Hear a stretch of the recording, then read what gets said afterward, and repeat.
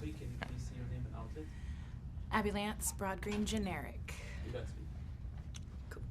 Generic is like the saddest thing to say over and over again. all day. Generic. Yeah, it's my label. Well, this movie is not generic. It is not. Tell me more. The Neon Demon is not generic. It's not. It's pretty special. What does it mean to you? That's that term, neon demon, in the context of this story. I don't know. I've had some conversations with Nicholas, but he kind of won't help you. For me, I guess this morning, I think I'm going to speak about it as just almost like I don't know. It's like moths to a flame. You know, that the neon demon is maybe the modern flame.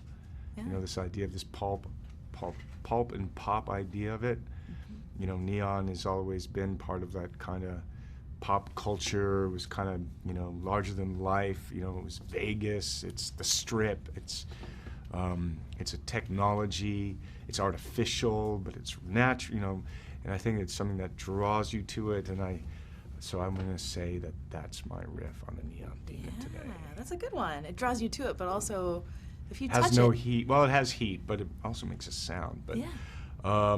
Yeah, so I'd riff on that, the Neon Demon. Yeah, all right. And maybe I think there's a depiction, I guess, if, you know, what is the demon, you know, and oftentimes story-wise, that's the seductor, right, or it's the evil part, or the dark side, or, and I think that there's something being explored in that in the picture. There are, like, virtually every character could be sort of slot into that demon category, I think. Like, there's... Yeah.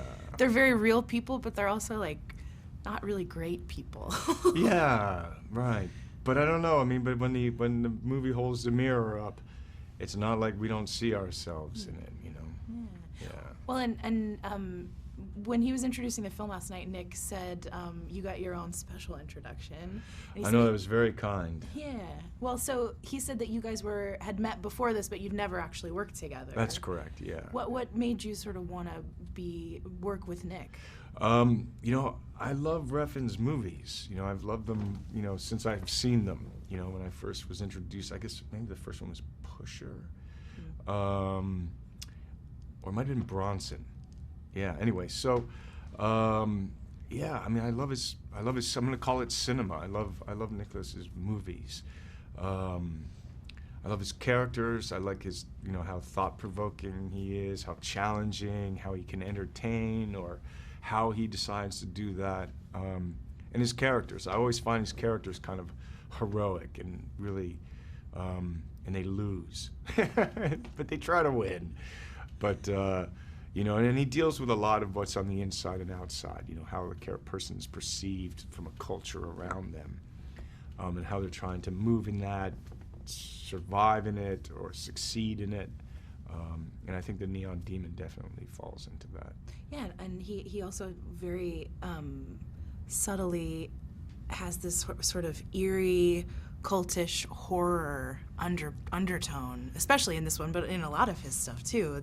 Yeah, I mean, he's you know, I'm gonna call him a cinema purist. Yeah, because he allows a lot, you know, of the frame. He gives you cues and you can kind of follow the characters, but he also leaves a lot of space oftentimes, especially in this picture, where you're just left looking at people, you know, and he's using juxtapositions of editing and images and sound, and yeah, he really allows the viewer in this picture to participate in a way and to think about what they're seeing and feel. And we feel scared sometimes. And we sometimes feel scared, but it's fun. Thank you so much. Thank you.